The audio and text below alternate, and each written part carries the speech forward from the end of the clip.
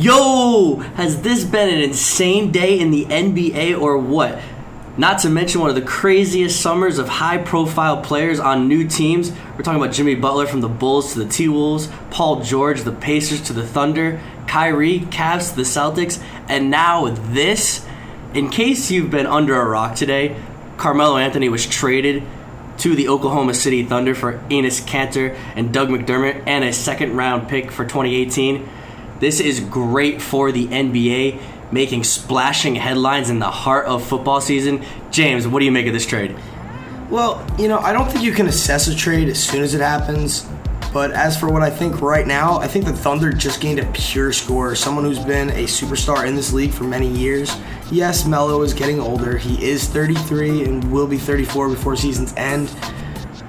But he will not have the same workload now playing with two superstars alongside of him, someone who was very ball dominant in Russell Westbrook, averaged a triple-double last year, and a very, very good defender in Paul George. He's an all-around great player. I think the Thunder already have a good center in Steven Adams, and they're a very good defensive team already, which could help hide the flaws in Melo's defensive game. This could end up being a great trade for the Thunder, and they could be a real threat in the West if the pieces fit well. If the pieces don't fit well, this could be a huge disaster. But the Thunder also did give up a lot of their bench to make these trades for Paul George and Melo. So that's something to consider. They lost Oladipo and Cameron Payne and other players along their bench, as well as Taj Gibson, who just left in free agency, who they grabbed in a trade last year with McDermott. So but for the Knicks, getting Kanter and McDermott plus a second-rounder back, second-rounder is a joke in the NBA. And I think it's more of a hope these players reach their full potential. And if not, they were still able to get Melo off the books and reboot, and that's what the Knicks needed to do ultimately. What do you think?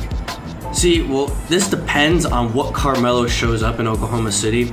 If this Melo is the one on the Olympic teams where he's surrounded by good talent, he's going to thrive. I mean, we saw the Olympic teams. He's one of the best USA Olympic players of all time.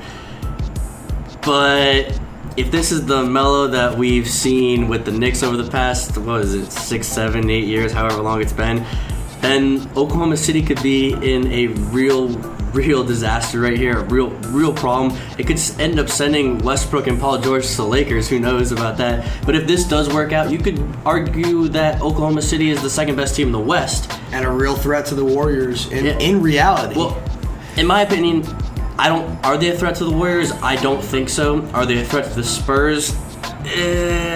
Threat to the Rockets? Quite possibly. So that's what I'm thinking. I'm thinking they're third or fourth best team in the West. We'll have to dive into it on a whole podcast dedicated to itself as the NBA approaches. Because Absolutely. There's so much that happened in the NBA this offseason. There's just too much to go into during right now in football season. No, I agree. I think this is going to be a very intriguing team to watch with their complexities of having three ball-centric players. And two of them aren't really that great at playing defense. But unless they're going to be playing with two basketballs at the same time, I don't see how they're going to have a huge amount of success unless they learn to share more. But I don't think they're going to push the Warriors up to that point where Warriors are going to be in trouble. But I really do want to see a Thunder Warriors Western Conference Finals. And for the Knicks, congratulations, you're playing for the lottery now. You'll be able to rebuild correctly now, but you'll end up wasting the good part of Porzingis' career. So it seems like we somewhat agree on the fact that either this is going to turn out really good for the Thunder or this is going to be extremely disastrous for the Thunder, but the Knicks are going to stay the same no matter what with this trade. I think this makes the Thunder the fourth best team in the West. Absolutely. What about you?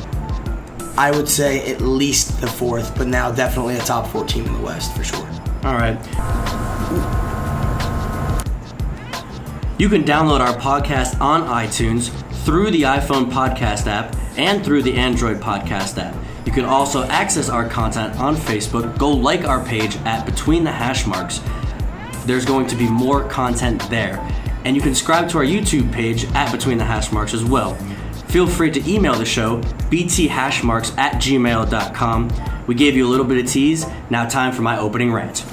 your number one source for sports. You know who I can't stand? Kevin Durant. He looks like Donald Trump and Hillary Clinton had a kid. Now, who can argue with that? I hate Boston. I'm the biggest Miami Heat hater you'll ever meet. I just don't understand where you're getting your bogus information from. What the hell are you even talking about? Well, I'm sorry you're too freaking sensitive to handle the truth. You think I'm crazy? I'm just getting warmed up. You're now between the hash marks with James Koklak and Sean McCabe.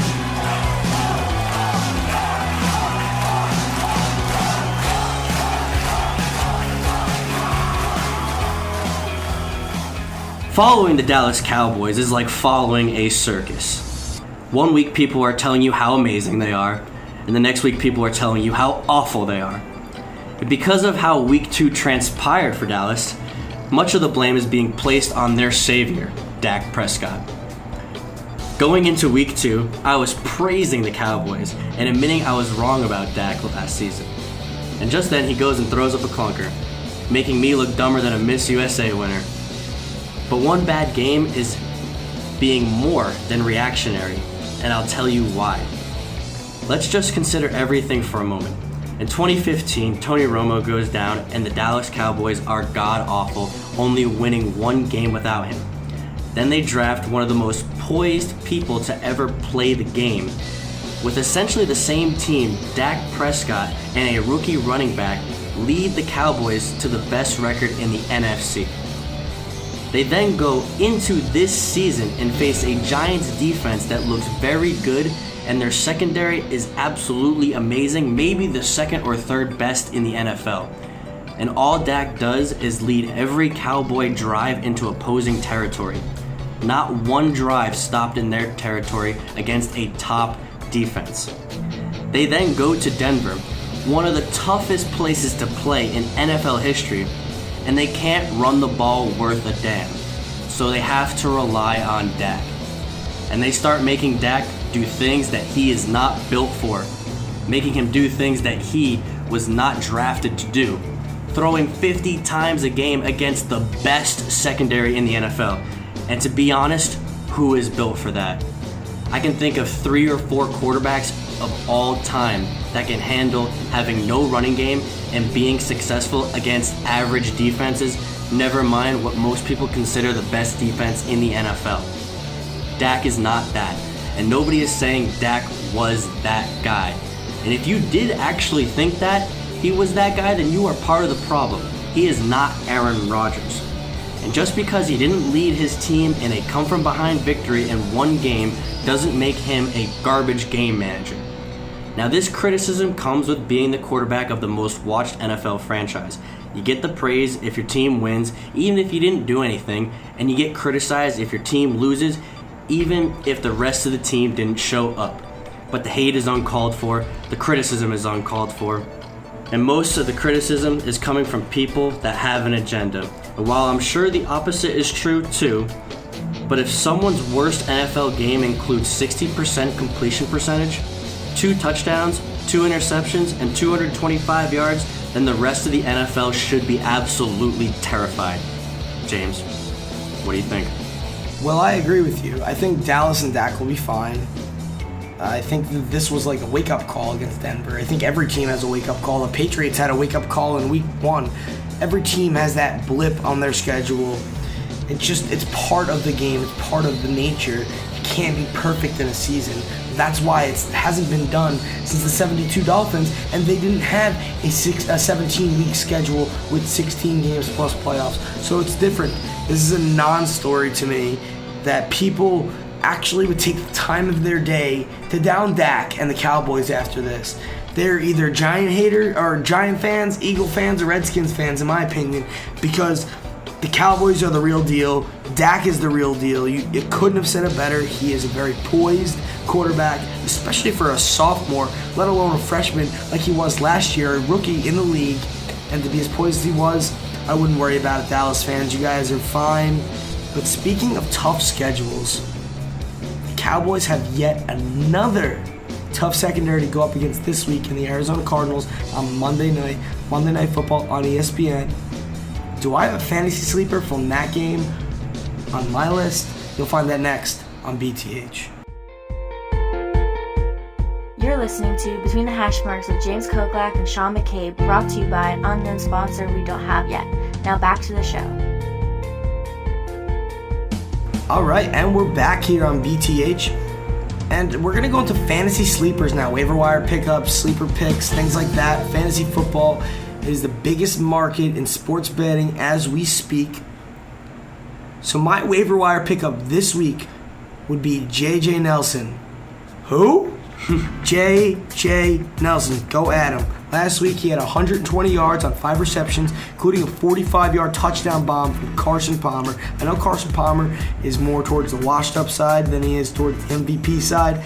But that being said, J.J. Nelson has speed to burn. Nelson has become the number one weapon on the Cardinals. Now that David Johnson is down and injured, and Fitz is kind of slowed down, and he's not the same player he used to be. His father time looks like he's taking over for Larry Fitz, and John Brown is injured as well. Right now the Cardinals are relying on J.J. Nelson because their run game is just freaking abysmal. And you know what? They're playing the Cowboys this week, and I just said that the Cowboys are going to be all right in the long run, but they did just get torched by 4 TDs from Trevor Siemian.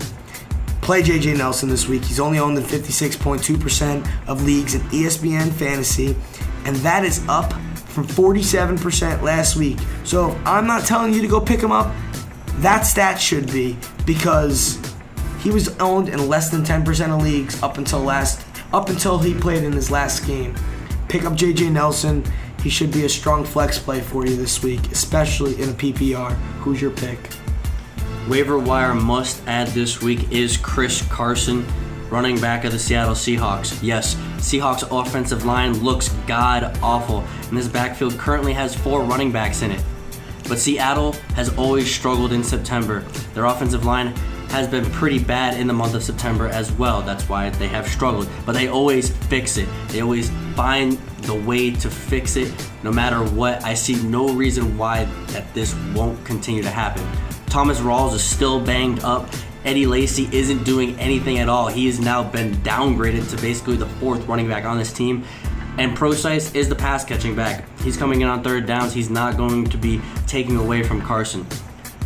Carson, with no offensive line last week against the 49ers, had 22 carries for 93 yards. Seattle loves to run the ball.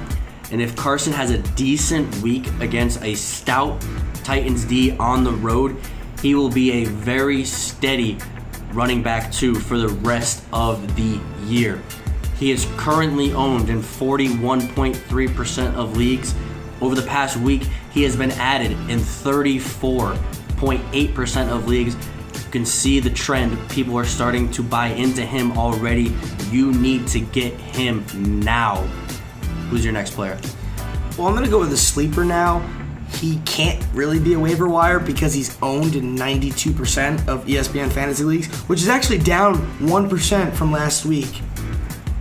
But if you're going to play a Bengals running back, go with Gio Bernard. What about Joe Mixon?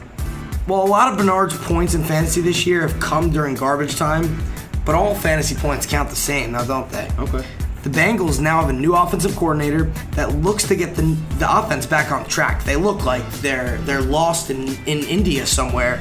So even though the Bengals have a 3-headed monster at running back, Mixon and Jeremy Hill, Bernard has been the most effective back in Cincy this year despite their hard start.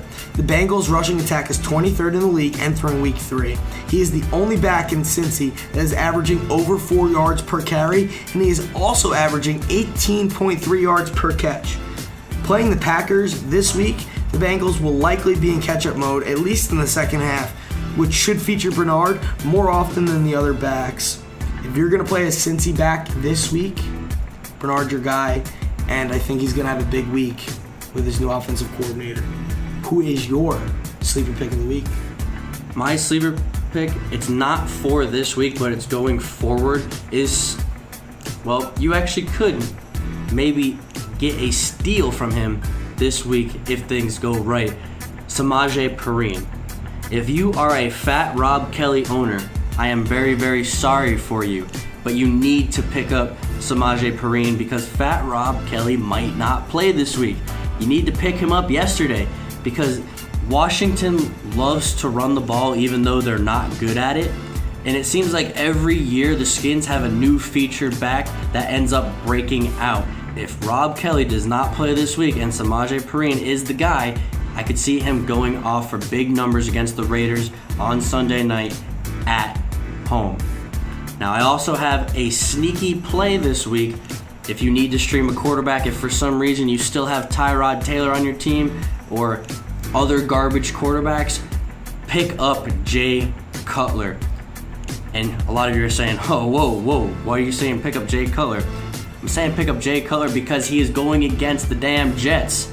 He's going against the Jets, one of the worst teams in the NFL. You saw what the Raiders did to them last week. As a Jets fan, might be one of the worst teams of all time. Well, there you go. You heard it from a Jets fan yourself. I have Jay Cutler in my lineup this week with Dak Prescott on my bench. Listen to your boy here. Well, not only are the Jets god-awful, but Adam Gase has said publicly that he plans to open up the playbook and that he feels like he held his players down last week against Los Angeles, the Los Angeles Chargers. And that's all you need to know. Jay Cutler's going against the Jets, and Adam Gase is going to open up the playbook. If you need a quarterback to stream, pick up Jay Cutler right now. Now, going into daily fantasy football, we have our DraftKings lineups for you. We're just going to get it off right off the bat here. My starting quarterback is going to be Derek Carr. You can get him for $6,800 going against Washington on Sunday night. Now, I know when West Coast players go to the East Coast, they tend to have abysmal performances. But this is going to be a night game. The clock's not going to hit him as hard. They're going to be playing a football game at a time that they would normally be playing it at if they were on the West Coast.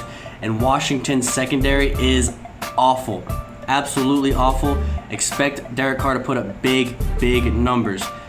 Running backs, I have CJ Anderson going against the Buffalo defense. Once again, Denver is traveling to Buffalo, but I am not scared of that at all. CJ Anderson had a big game last week, and I expect it for him to have a big game again this week because I don't think Simeon is going to be able to have the same success throwing the ball on the road. I think he will have a slight dip. I think he's going to rely on the running game a lot more. Expect CJ Anderson to have a big game. My other running back is Isaiah Crowell. You can get him for $4,800. It's a bargain. And I know you want to stay away from Cleveland Browns players almost all the time, but not in this case when they're playing against the Indianapolis Colts, because the Indianapolis Colts might just be worse than the Cleveland Browns. Expect Isaiah Crowell to have a big day. Go big on your wide receivers this week. I have Keenan Allen, Mike Evans, and Devontae Adams. Keenan Allen, Phillip Rivers is going to be airing it out all game. That's all they do. And the Chiefs' secondary has looked suspect over the past couple weeks. Yes, they have two big wins against New England and against Philadelphia, but they have given up mad points to opposing receivers. Keenan Allen is going to have a big day.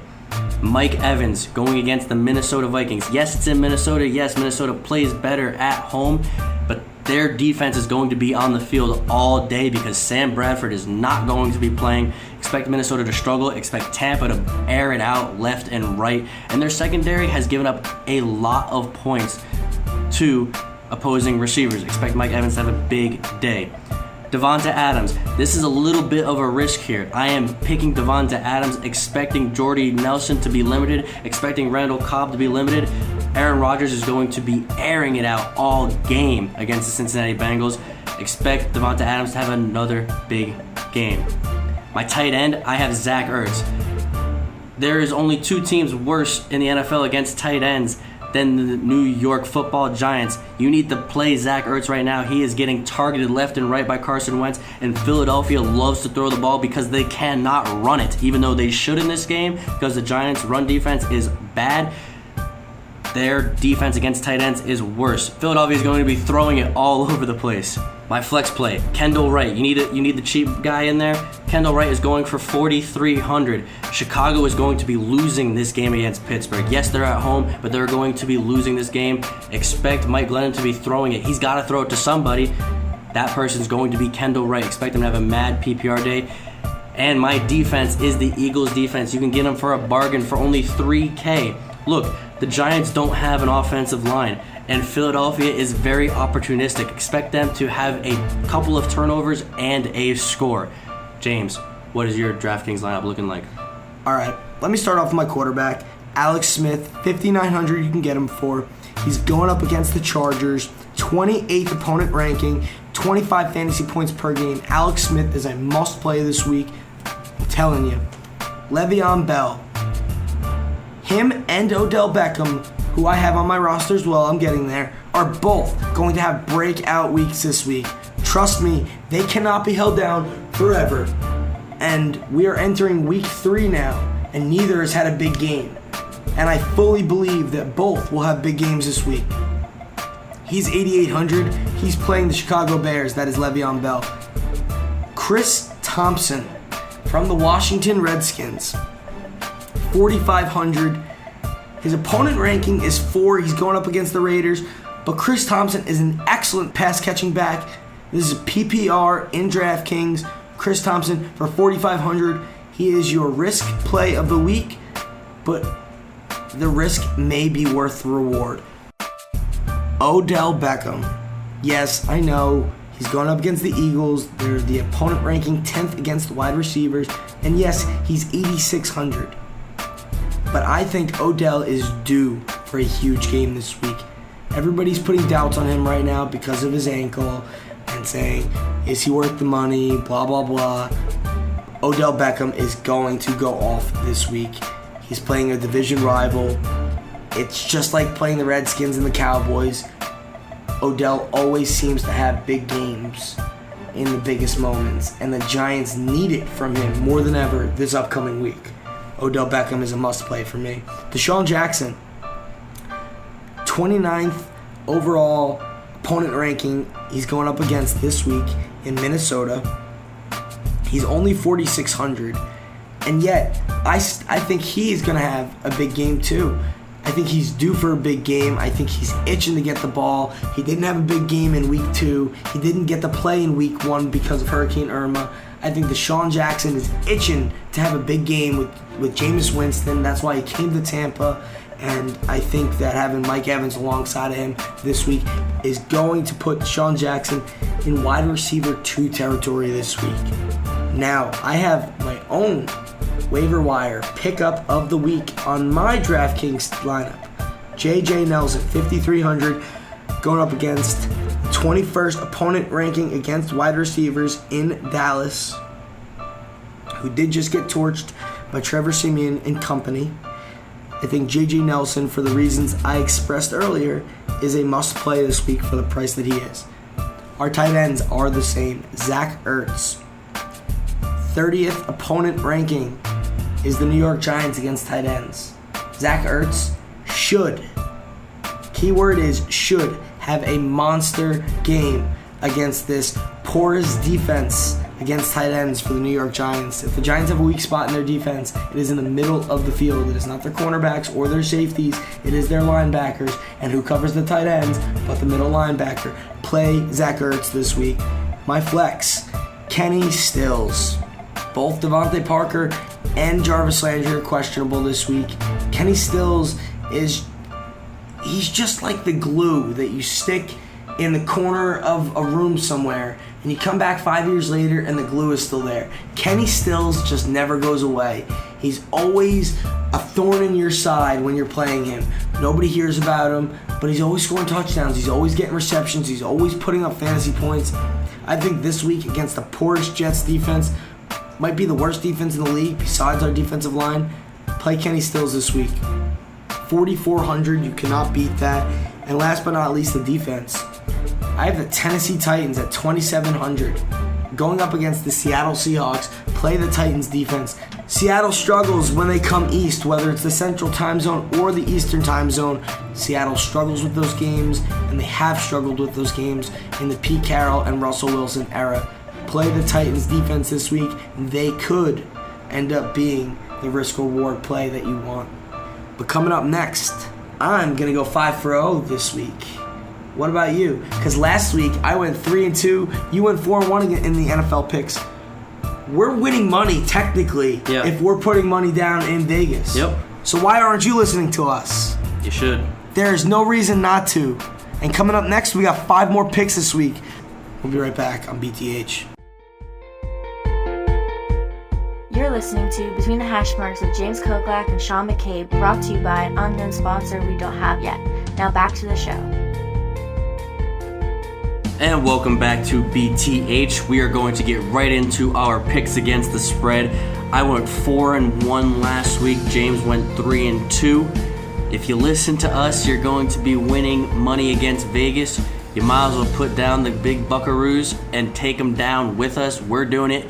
You might as well do it yourself as well. Now let's get right into it. Chiefs and Chargers. Chargers are getting 3 points. They are a desperate team. They're 0-2 right now. They should have won both of those games. They could have won both of those games. Their offensive line has given up the least amount of sacks in the NFL, and their defense is absolutely stellar. The Chiefs, in my mind, are slightly overrated. Does not mean they aren't a good team, but the public overvalues them because of that win against New England. I think San Diego will catch Kansas City sleeping a little bit. I like the Chargers to cover +3. Next game, Ravens at Jaguars in London.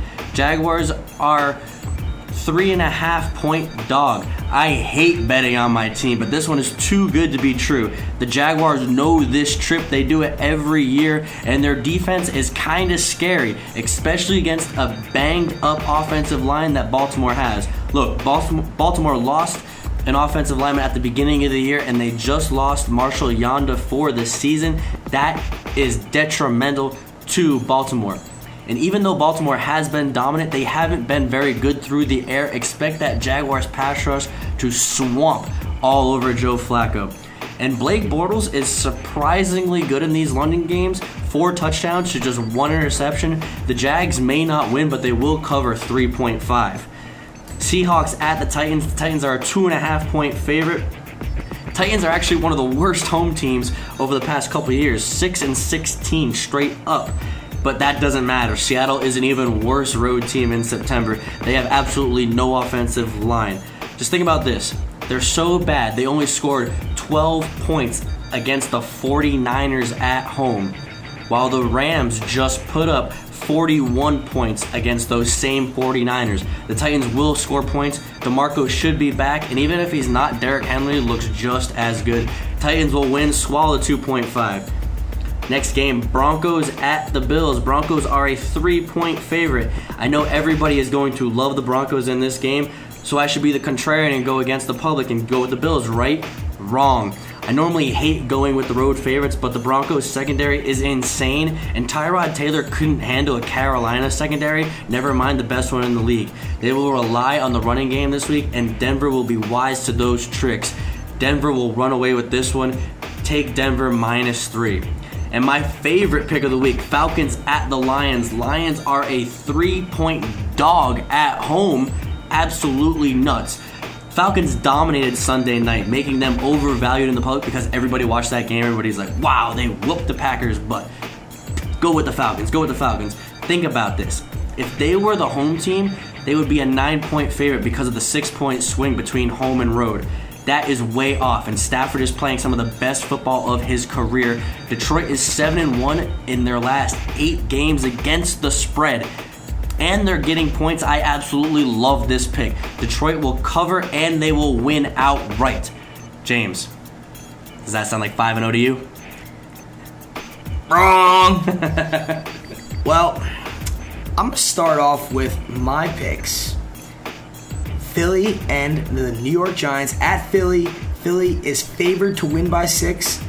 I'm going with the G-Men because they're bound to win a game. They're bound to bounce back. The G-Men are going to win this game, let alone cover the 6 points. Taking the G-Men on this one. Miami is a 6-point favorite at the New York Jets. This might be the closest game the Jets have on paper, numbers-wise, in a spread all year. I'm still taking Miami. As a Jets fan, I'm taking Miami. So should you. 6 points is all they have to do is win by a touchdown.